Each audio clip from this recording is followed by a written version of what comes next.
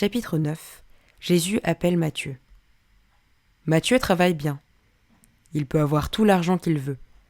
Matthieu est un collecteur d'impôts, alors les gens font tout ce qu'il leur demande. Mais Matthieu n'est pas heureux. Il sait que Dieu n'aime pas son travail.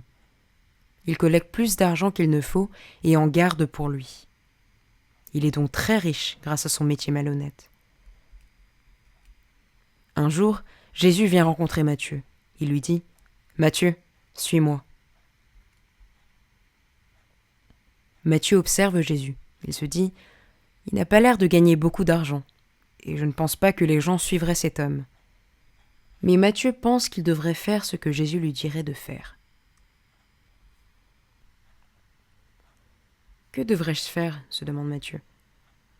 Alors il comprend vite que ce qui ferait plaisir à Dieu, c'est de suivre Jésus.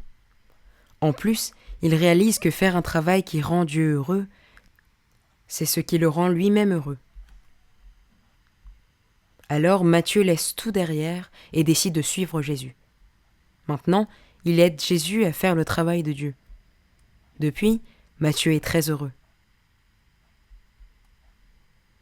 Chapitre 10. Regarde ce que Jésus peut faire. Il y a d'autres gens comme Matthieu qui suivent Jésus. Il y a Pierre et son frère André, Jacques et son frère Jean. Ce sont des pêcheurs.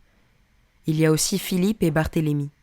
Thomas, Jude, Simon le Zélote et Jacques le fils d'Alphée aussi sont des disciples de Jésus. Il y a aussi Judas l'Iscariote, celui qui trahira Jésus. Un jour, Jésus leur dit « Suivez-moi, allons de l'autre côté du lac. » Alors les 12 disciples suivent. Jésus et les disciples montent dans le bateau. Les disciples sont contents de partir avec Jésus. Ils sont en train de traverser le grand lac. Soudain, une tempête très forte s'élève. Le vent souffle de plus en plus fort. Le petit bateau s'agite beaucoup. Maintenant, l'eau rentre jusqu'à l'intérieur du bateau. Il va bientôt couler. Les disciples ont peur. Jésus s'était endormi. Paniqués, les disciples commencent à le réveiller. « Maître, maître, on va mourir !» Jésus se réveille et il commande à la tempête de s'arrêter. Alors le vent se calme et les vagues s'apaisent. Bientôt, le bateau ne s'agite plus. « Vous avez vu ?» se demandent les disciples très étonnés.